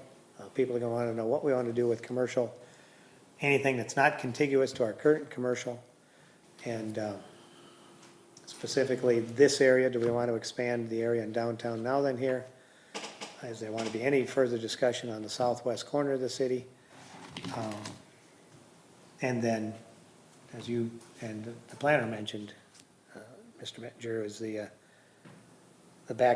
frontage roads on the corner properties on 5 and Viking and 47 and Viking. So, does anybody else, having looked through the 2030 plan, have anything else that they think we should be bringing up to make sure the Planner Stockman is moving the way the council would like? Mr. Mayor, Councilman Bettinger. the park and trail plan map is part of the comp plan, and so if we're gonna change it, now's the time to do it. Yeah, I would agree. I think if I have your blessing, I would create a brief memo about things to look at and then just forward that to the park committee. We do have to look at the long term, and of course, without development happening, in subdivisions, we're not gonna get the trails. And if you look closely at the park plan, a good portion of what you see are indicated as trails through local developments, so it wouldn't necessarily mean that we have sidewalks in our residential areas. That was never intended. It was just, a local street can just be a trail connection between collector streets or, to and from parks and that kind of thing. But it also has to be achievable, so I certainly don't deny that after more than 10 years, it's certainly worth taking a look at it. But I think that's part of the reason we're looking at the park committee to help out with that. Mr. Mayor, Councilmember Rickert. As a long-term member of that committee, it's, again, looking at this trail plan, where do you start? You know, and again, there's so much to it and no funds to fund any of it. And even, you know, the main county trails that are supposed to be, you know, going through here, and they're not funding it. So if we don't give them some direction and give them some priority, and I think by reducing some of those on this plan would do that, where do you start? Because right now, again, you look at that map, there's trails everywhere. Which one do you pick to start from? Well, now remember that the implementation of everything on here except for the regional trails is intended to come, you know, through development and through, you know, park dedication fees of, you know, other developments that don't abut trails. So without large developments, yeah, we're never gonna implement this. So in some respects, the place where we're at with our trails is very equal to where we're at with our, you know, development, because it's just not cruising along like a Ramsey rate, you know? So, you know, like I said, you gotta have a long-term plan to know where to acquire some of that right away, but, you know, and then build your fund for future construction, but, yeah, it's, And I think that part of it is, like we've got 4 areas that we have potential park designation up at Burns Lake, between Goose Lake and Pinnaker Lake, over towards the Morton Farm area, and then between Bass and Pickerel Lake. And again, those as potential, when we see development coming in, that's the time to ask. You know, we were looking for parks in this area, and we have a park and trail dedication fee. Is there something that can be done cooperatively with the development that goes in there? You know, are we keeping our eyes open to say, is this still a reasonable expectation? If parks were to develop, are these the 4 areas that we'd be looking at? We have parks over on the west in Twin Lake. We have parkland down in Rogers Lake. So we have some there, but if we're looking at additional areas, you know, what could be done so that when the development comes in, those discussions are had? I think if you look at the potential trail corridors, those are really city streets. They're saying, here's where people out in this area can still ride bikes, can still ride horses. These are considered trails, but they don't have to necessarily be off-road. The same thing with the county roads, they have shoulders wide enough to bike on, to walk on, to run on. So there are certainly some designations here. The snowmobile trails, we can do cooperatively with the snowmobile organizations. So I would say that the biggest thing would be the potential nature trail that would run from the Twin Lake area through the Goose Lake, Pickerel, pick up Ford Brook, and come back down towards the southeast corner of the city.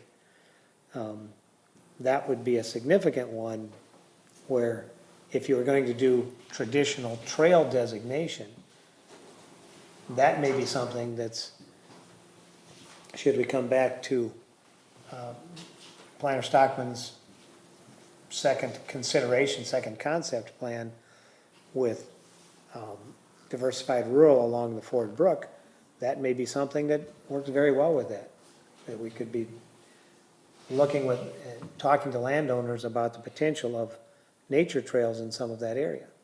But at least it's a discussion. And we're saying, no, this is absolutely impossible to do any of this. We're not going to plan long-term.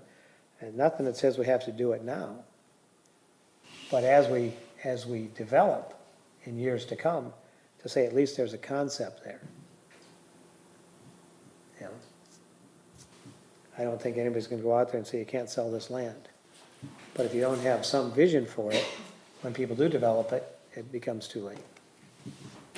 one thing that comes to my mind as I look at, for instance, how the park search area in the northeast corner there that's fairly close to Morton Farm, you know, maybe a better option is looking at land that connects to Morton Farm and provides an active park area that complements that passive walking park area, you know, versus a totally separate park. So that circle could be moved or removed, things like that, you know, and I can certainly go through and sort of make a list of things to look at or talk about, if that would help the park committee, or I'd be glad to get together with Paul and do that, or whatever, or the chair, you know. Mr. Mayor. Councilmember Bettinger. Yeah, you have to have a plan, excuse me, and from that plan, there's grant monies out there available from the DNR and stuff, and, I mean, it was even asked at the time 22 was built there, I think Bill Schultz was at the meeting, whether the city of Nalden wanted a park, or trail run along 22. And that time he said, no, but if you would've, you could apply for grant money from the DNR. First of all, you have to have it on your trail plan. And the other thing I remember out here is, people do like the rural feeling out here, and you start putting all these trails that follow the Ford Brook or whatever, you gotta remember, you're walking through people's backyards, and they don't like that. They moved out here for a reason, and it's sad to see somebody walking through my backyard. So, I mean, it's nice to have some, but you just keep that in mind too. But it'd be nice to have some type of trail system that connected our park systems, or future park systems, and connect it to the regional trail. Yeah, sort of a looping type thing where you can ride your bike or you can walk. Yeah, people can come out, go park in the park and get on their bikes and they could ride, Do a circle. yeah. And again, before the development comes in, you know, I know the trail that runs from the Coon Rapids Dam over to Elm Creek goes through some residential areas, but they were able to protect enough land by the trail so that even though there were houses here and houses there, there was enough green space that when you rode through it, you rarely saw people in their backyard and they rarely saw you. And I used to ride that at lunchtime from work. But it's a type of thing, if there's planning now, it becomes much tougher when somebody does have a backyard to say, oh, by the way, we're putting a trail in through here now. At least to have that conversation while we're a developing city, to say, here's what we would like to do, here's what we can afford to do, and here's what makes sense to do.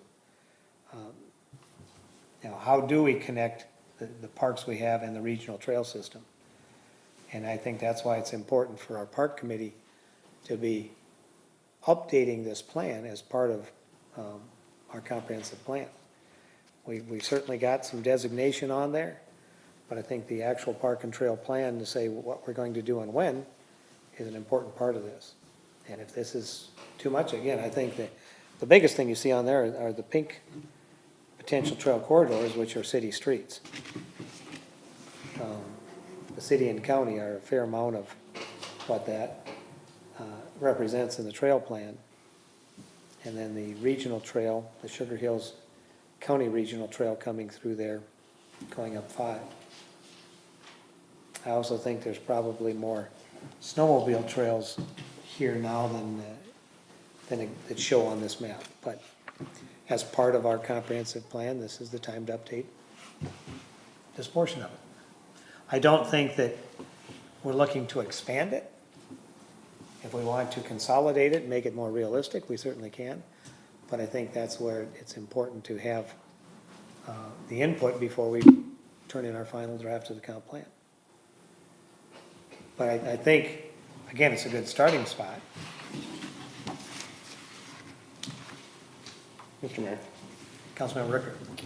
And I think that's where Councilman Bettinger was trying to get at, was the fact that that's something that he thinks that we should look at. And I agree. You look at, again, some of the trails, you know, potential trail corridor on county roads, and one is Boss Street. You tell me how many people want to run their bikes or walk down Boss Street right now. You know, so obviously there's, in that example, there's gonna be a lot that has to change there to be able to consider that as part of our trail system. Then you look at the Bierman property. We don't know what's gonna happen with that, so we may lose some area there. We look at another property, we got a park designated area in between Goose Lake and Pickerel Lake. We had an opportunity, there was a lot for sale quite a few years back that the city could have purchased to add a park back in there, but we didn't have the funds to do. So again, I'd rather. You mean Bass Lake and Pickerel? Yes. And, again, I'd rather just take a look at it at least and try to make up, again, being we're doing this every 10 years, give the Park and Rec Committee and everybody else some more realistic idea of what our 10-year plan really looks like and what we would like to accomplish if the development is there. Okay. So put that on your target. Got it? Mr. Mayor? Councilmember I Rainville. have a question to Ms. Stockman. Back to, you had talked about like your calls, the top 3 calls. And one was the call for industrial property. Can you tell me if you get 8 calls for industrial property, and then you tell them that we have septic and well, how many drop off right there? Half, Yeah, okay. you know, it doesn't scare some people, I think probably if they live with septic and well, but if you don't, somebody moving from the suburbs. But, in that same token, I think other people are targeting certain areas too for their office Yeah, and. I mean, I think with commercial and or industrial, I think we're limited in the kind of businesses that would want to operate from now then. You know, our transportation, we're not on them, we have 22, we're away from 169, we're away from 35W. So transportation-wise, if you're a business that is dependent on deliveries or getting someplace back and forth, that's hard. If you have a business that is gonna have a lot of people, if you have a lot of employees, you know, that's a big septic, that's you have to have a good, you know, you make sure you have a deep well. So I think we are limited in what we can provide as far as commercial and industrial. And I remember, I can't remember, there was something that they talked about Ford Brook, and I remember the guy standing here and saying, UPS is coming in. And I thought, what? Yeah, I heard UPS is coming in. And I thought, well, it's just not realistic that UPS is gonna put a major hub in now that, when you can't get to any place from it. So, you know, we have to look at, if we do an expansion, you know, what are we looking to, if you have 8 calls and half of them drop off, you really only had 4 calls that are interested. So with that in mind, you're getting calls for industrial or commercial. And I do think that one of the things we want to address in that is really a designation of, you know, retail, if you're gonna have the long-term aesthetics of the city coming into play, your major arteries really should consider retail up front with your commercial industrial in the back. But what types of companies, if you say 50% drop off when they hear septic and well, the other ones that still maintain interest, what type of businesses are we talking about? They seem to be growing businesses that may be coming from, you know, a smaller facility, and they are growing, or maybe they're growing out of even a home business. But, you know, we have attracted, actually our architectural standards too are lesser than some of the suburbs, and that's attractive to people just from a monetary basis. But yeah, they do seem to be growing. They're smaller companies, but they are growing and they just need expansion. So a number of the buildings in our current commercial park back here really came out of home businesses. And even A&B Welding was operating out of their home before they built this facility. But if you talk about plumbing or electricians or cabinet shops, most of them here came out of existing businesses, many of them in now then. They got too big for their home and moved into the industrial park. Yeah, maybe so. I know for sure some of the, at least a lot of the newer companies, those people live very close to where they work.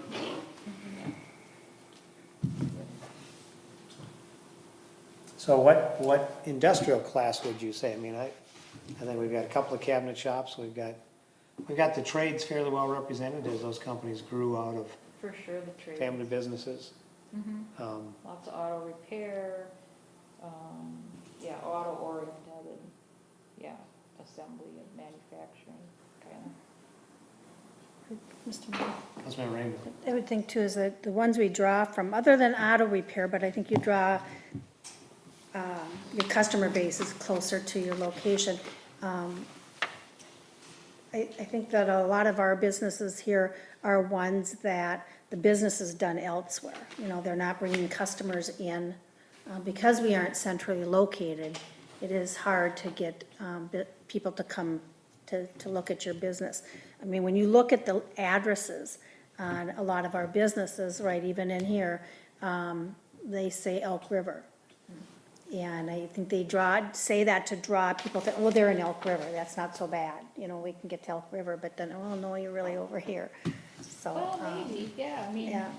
maybe they're not predominantly commercial, but, you know, I can think of several that, yeah, are newer, Yeah. that do have to have people come to look Yeah. at the product, yeah.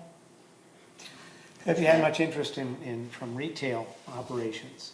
No. Which again, where the sewer and water could be restrictive.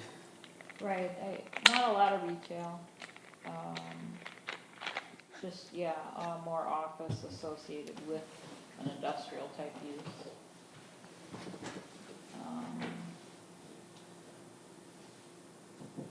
But people really do notice that, you know, the industrial park here and they do like that it's cohesive and platted out. I think they like being in a district like that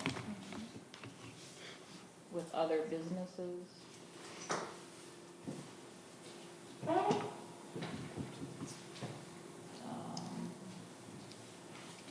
Yeah, we do have a possible upcoming, you know, right to the west of the industrial park, so.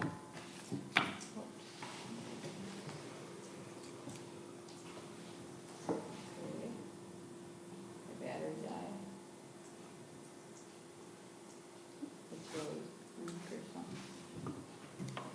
Anyway, right to the west of the industrial park, there's that piece of land that's zoned industrial.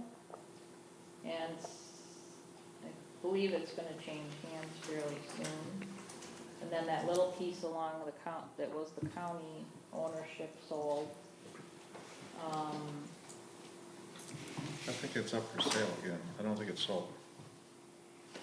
Yeah, it had one guy interested, and then I think I just, there's a purchase agreement right now. the county board meeting just last week, it was approved to put it up for auction or for sale. Oh, really? Yeah, so I don't know what happened. Yeah, I heard somebody was, Oh, actually, the people that own the storage place had an offer, I think, on it. So, I don't know if it fell through or, oh, interesting. Okay, Are they the same that are looking at the property just to the west? yes. So somebody was gonna buy both, and, They're really looking to expand the storage facilities. yeah, that was the intent, except that there were gonna be at least three lots in there. But, I don't know, so, you know, one thought was to kinda go west, and then of course we could go north, but in all those areas, are still being farmed. So then I don't know if we're gonna run into a situation like we have on 47 where people aren't necessarily ready, to split, you know. Yeah, I think that's part of the reason for open houses is that we can speculate. You know, we have some people in the room tonight that own some of that property. Right. We have, word will get out that if we're looking at expanding the commercial area, I know there were people further west on Viking that were interested, but it wasn't contiguous at the time. So I think that certainly this is the time to start checking with people's current intentions. Maybe 10 years ago, they weren't interested in selling that off or becoming part of that. Or maybe it still is a, you know, it's a contiguous area, they can still farm it, just like they're doing up on 47. But the commercial now can develop on the other side of them if it need be. Right, right. It's still in the contiguous designation, but as a residential home could continue to be in a commercial area, Right. a farm could continue to be in a commercial area. We would just have to make sure from a tax standpoint that we don't force anybody to change before they choose to. Mr. No. Mayor, Councilmember Bettinger. would we want Liz to contact them properties to the west? I know last time there were huge opposition to it, because we actually had some of them originally in the area.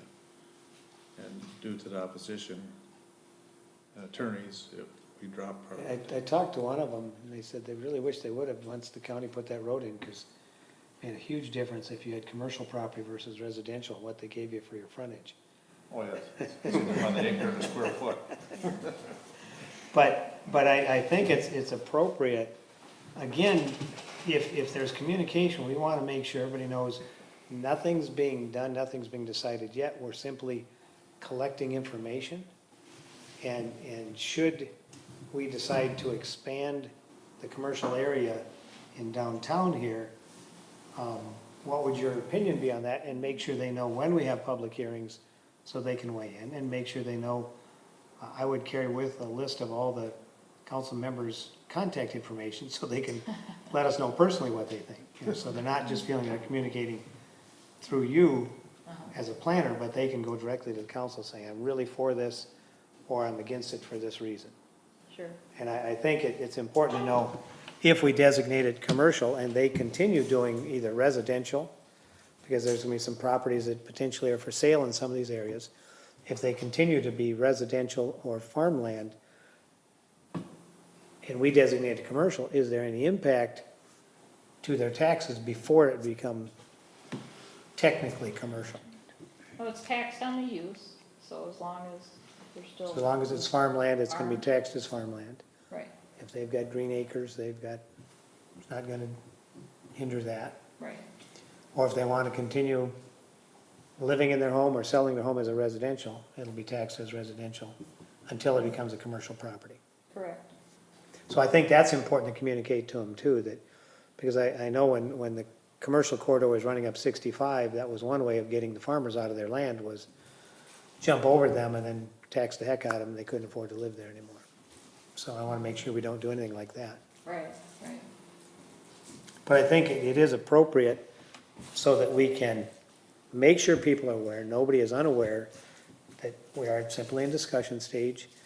There will be public hearings, there'll be open houses, and you can, free to contact the council members to express your opinion. And I think if we include all of that in that, I think it is appropriate to have her contact and see who's interested at this time, and so it helps us know which way we want to grow, and if that's consistent with where we want to go. It does appear that certainly biking will be the main corridor at this point. So if we're gonna have that, I also think that the discussion of, I'd rather see a retail right along the road than industrial boxes, but we can have that discussion too. Well, I would recommend tonight maybe targeting a little area here that you would like me to contact people within that area, and then we could invite them to a planned meeting, and then just hear their. So I would hesitate to just say, here's where we're planning the industrial expansion. Let's just send a letter inviting them. We're considering adding it somewhere. We're considering options. Within this region. Maybe we just show a big circle like we did for the park search area, and we show an industrial commercial search area, and then we invite them to come to that meeting. I agree that, yeah, along 22 makes a lot of sense. And we've got Iguana set up where it would make a full intersection there and then continue on the south side of 22. And that's at the spacing, see, that the county likes, so. All right? council's opinion? Mr. Mayor, Councilmember Bryan? I would certainly, say that finding the right places where people are comfortable having, the commercial districts is, certainly having more opportunities and options available is definitely worth looking at. And agreeing that along that corridor seems to make the most sense, along the Viking 22 corridor. Because that's where people are gonna wanna go. You wouldn't wanna make transportation issues becoming a bigger issue. Well, and you also have larger parcels there that, as long as they can continue to be farmed, gives people in the contiguous area an opportunity. They don't have to wait till the farmland's all gone. Where these others, you've got some smaller residential properties already, it's a little harder to designate them commercial at this point. But I think the idea that to draw a circle and say there's some options being discussed in here and let the residents weigh in on that, I think is important. Mr. Mayor? And I just want to reiterate, Ms. Stockman, when you talk to people, reinforce the idea that nothing is in stone. We are simply gathering information and options, and we want to have people weigh in on it before we make a final recommendation. So I don't want anybody panicking that we're running roughshod over anybody. This is a long-term plan, and that's why I say we're basing this on our 2030 plan. We are a rural community. We want to maintain that to the best of our ability. Councilmember Rainville. As far as the commercial, I also think it's smart to stay contiguous with our existing areas, whether they be the downtown or if there are any possibilities over on the south, the eastern side. I think it is smarter to keep it together rather than have it in smaller areas and, smaller groupings of it. I think it's smarter to keep it together.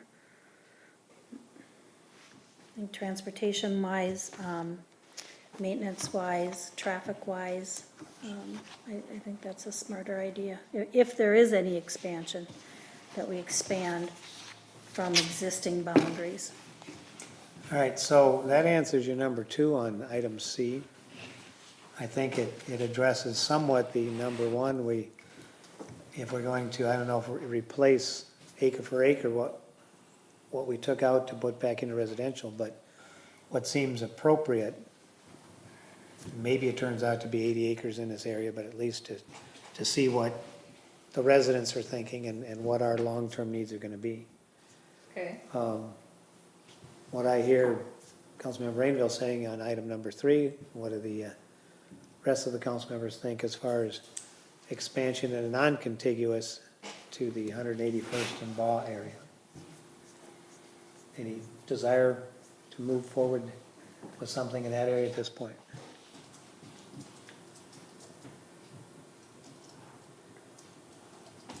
Mr. Mayor, Councilmember Bryan. looking at where we have the map for special use permits and home occupations and, trying to wonder is where we have right now commercial, is that gonna be enough to keep it contiguous, or do we need to open up another spot? And if there is a need to open up another spot, where would that be? There really isn't a extra, there are those few, again, we're on Viking and, moving west, for where there's conditional use permits. But is that gonna be enough? I mean, yes, there are certainly corridors that are certainly going to be, used north, south, and east and west. I'm certainly open for the possibility of looking at other areas, but whatever we do, we certainly need to have, have the communication and be open about, hey, this is what we're looking at. This might make, we'd like to get some feedback and possibly, open up those other areas, so. Mr. Mayor. Councilmember Rickert. With that said, obviously, I think we need to also look at, areas that, economically are gonna make more sense for a business as well. And that gets into traffic, getting to and from, so. Yeah, depending on how much there is, you look at the corner of, 5 and 22 right now, we have a house on a big part of that and a church on a big part of that, so is any of that really gonna change? Probably not. So, a big chunk of what we currently show isn't actually being used as for its designated purpose.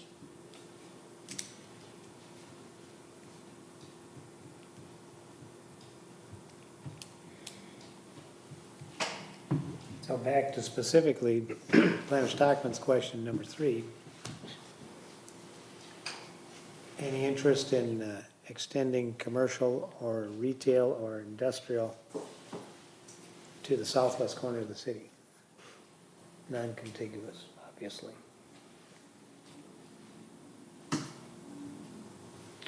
Mr. Mayor? Councilmember Ricker. I guess I'm not opposed to looking at the option, seeing again if it's a viable option or not. Again, we may determine by residents' feedback and other things that it's not, but again, I don't think it hurts to look. Okay. Councilmember Battinger? I agree with them. I agree that that corner should be looked at. I don't think it should be a huge area, but it's a possibility of a good location for, a couple small businesses, maybe a gas station or something like that. It actually, a gas station there at that corner may bring less traffic north traveling through the community. People coming up from Ramsey to get gas so. We had a study done years ago that, I forget what they call it, because there's like a node area where you just put a small group of business. Yeah, Yep, and there's nothing wrong with zoning it that way neither, so. I agree, I think it's a decent spot for a neighborhood commercial district. And like we had discussed previously, we could establish a C2 district or something where the uses are limited in that district. So, and it could even be limited in size district-wise. And ironically enough, if you look at the map I created, Councilmember Brian referred to, the interim use permits, there's 7 or 8 of them kind of clustered down in that vicinity, which is the highest number in any development throughout the city. Mr. Mayor? Oh, I'm sorry. Hi. I'm done. Councilmember Rainville. Do we know what those businesses are? There's a lot of the hobby farms, the horse farms, I think there's the one that has some construction stuff, but, what are those? Are they even the type, you say that's concentrated there, but what are those? If it's just a home-based business that is never gonna go any farther than their home. Yeah, I'm not. Yeah, so, the other question I have is, you talk about the C2 district limiting it in uses and size. But by limiting the types of uses and the size of those uses, are you then pigeonholing it to a point where you won't find anybody to go in there? So you've zoned it commercial, but you can't get anybody in there. Not the size of the business, but the Okay. size of the land The in the land, district. okay. Yeah. Okay. But either What of would you those. see as a C2 use? Well, what they're typically is neighborhood oriented is what we call them. And they typically are like a gas station, services that serve the adjoining neighborhoods. So maybe it's a karate studio or I don't know. I can pull some examples for you. Where would,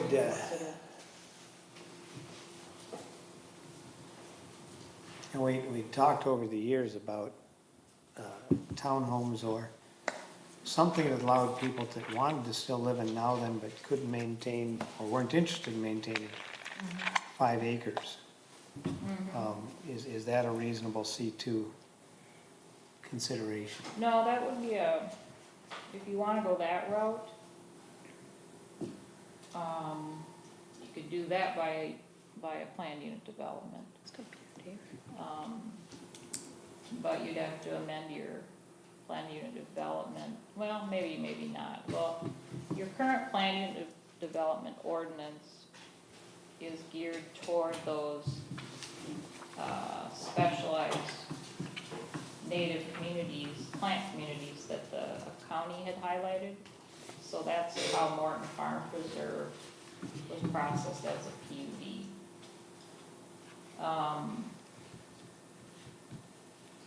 Whether or not, I know that there's nothing down in that corner on the Anoka County Biological Survey.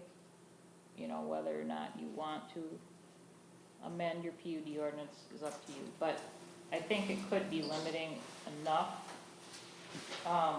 for this type of situation, or you could establish another residential zoning district. But the townhouses don't belong in a commercial zone.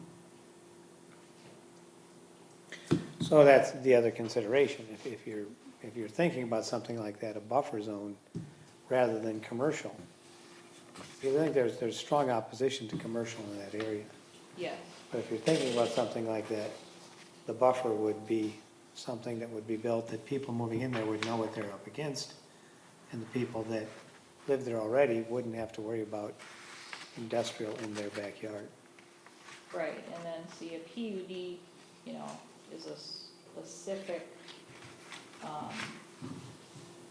mechanism tailored just to the situation. So, and maybe all you get there is a single commercial use with the surrounding, a little bit higher density residential. And then it's a requirement to create a buffer or a trail around the outskirts of that 40 acres or whatever it is,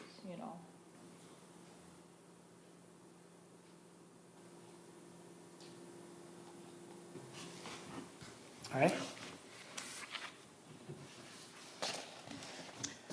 Other questions or comments at this point? Are we gonna go over to service road concepts, or is that for another time, or? Well, we hope to end this at 9 o'clock. The service roads, I think, probably are extensive. This is to get Liz going on the majority of things in the right direction. I think it'd be fair to note that there needs to be a full and complete discussion on service roads. Can we take that up another time? As long as it's noted that Liz, the council wants to discuss it. So. Yeah, can we plan another meeting or two, and then whether or not you discuss service roads at the same time, we invite the residents for the expanded commercial industrial or not, I don't know if that's one meeting or if that's. Yeah, we'd have to think that one through, because I would say that the service road attendees would be those that own land in the service road concept zones, and those that might be interested in developing those lands. Where the expanded commercial, depending on what you look at in the Viking and 47 area, Right. if you're looking at going east or going west of there at all, and what you're looking at downtown, it almost seems like two different meetings. But we could break it up, and, again, if it was the conversation was to be had on commercial, maybe we take a time limit and do this tonight, because again, you're asking residents to give an opinion. I don't think it's gonna be a long, drawn-out debate, because we're not making decisions. Right. We're simply collecting information, so as I rethink it, probably collecting information on both of those on one night is reasonable. Better use of our time, and we're not looking for protracted debates. We're saying, what's your opinion, so we can come back and make informed decisions. Right, recommendations. I think it can That work. makes sense to the council? So is this gonna be like an open house type meeting, or? Well, we'll get their opinions and then, yeah, maybe to start, that might be good. Or they can one by one come up and express their opinion so it's on the record. And then at the end, we could discuss the layout if, you know, or, well, I guess it depends how long it goes, and who shows up, but I think potentially we could come to an agreement after the, Why don't we think about it, why don't you think about it, and let's discuss it at our workshop. okay, And then we can pick a date and decide the format. That make sense? okay. Everybody gonna be at the workshop? November 9th? Right, so let's do that. Let's contemplate the format and a date, and discuss that at the, Just one more thing, if I could, tomorrow night, no, the 1st is Wednesday, right? So that is the night where the DNR is having the public hearing on that Bearman Wildlife Management Area. I feel that it's important, after having spoken with them, that a representative is there. Do any of you want to go, and or would you like me to go alone, or whatever? where is it at? I believe it's, I'm sorry, I should have found that out. It's somewhere in the Twin Cities. I wanna say like Roseville or sort of west, northwest, I don't know. I'm not sure, I'll look that up. Maybe you could. But Is it an evening meeting? it is an evening meeting. They did indicate that, well, as of last Friday, they still didn't have an assessed, appraised value rather. But that they were anticipating it to be lower than what the county's assessed value is.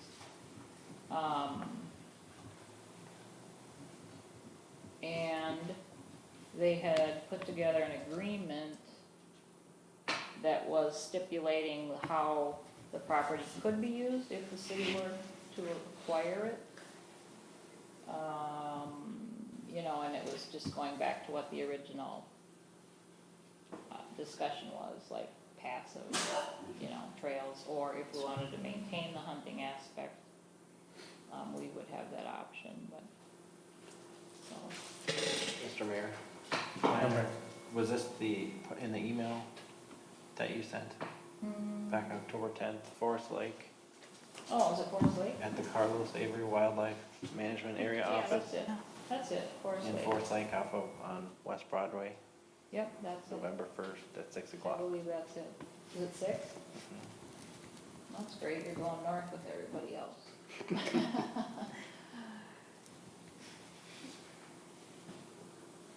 That was that's all in the October 10th email you sent, I believe. Okay, thank you.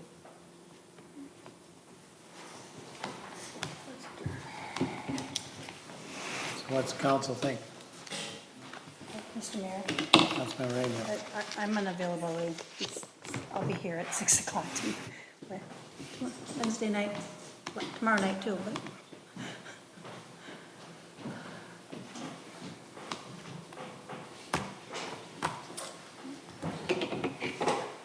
I have a governor's meeting, so, Huh? I have a governor's meeting on Wednesday. Do we want Liz to attend? What's our cost for you to attend? Well, I've cut the meeting costs in half for you, if it's short. I mean, I don't anticipate anything but just getting up there and sharing the city's viewpoint and your interest depending on what the appraised value comes back to and all that. Why don't you talk them into donating it to us, and put a conservation easement, and then we'll maintain it. I know. They haven't. DNR has, they're buying conservation easements from people all the time, but there's spending hundreds of thousands of dollars. So I don't know why they couldn't do that with this. Right. All right, so we agree? Yeah, I would agree. Yeah, I would make recommendation they donate it. Okay. Yep. Well, I think what may happen then is they may just say, put it up for sale and see what happens. But if, you know, what was discussed before is that they would only allow one house on it. But I don't even think, I told them I didn't think they could even get a septic on it. So to put it up for sale, I'm gonna get like 100 calls, you know, can I build here? So somebody's gonna have to put some dough into it to know if they can get a septic on it. Or just to get access. to Right, it. or even, right, I don't even know if they can meet setbacks and all that. You know, will they, you know, they may have to fill a wetland to even get a buildable site, so that whole process, of course, is not easy. So I'll raise those issues and just kinda, I think they're, yeah, kinda dreaming in a way, so. And like you said, it was a gift originally, why they think they need to profit from it is kinda, Well, certainly, that should be expressed. right, yeah. All right, give them heck. Okay. All right, Move to adjourn? second, meeting adjourned.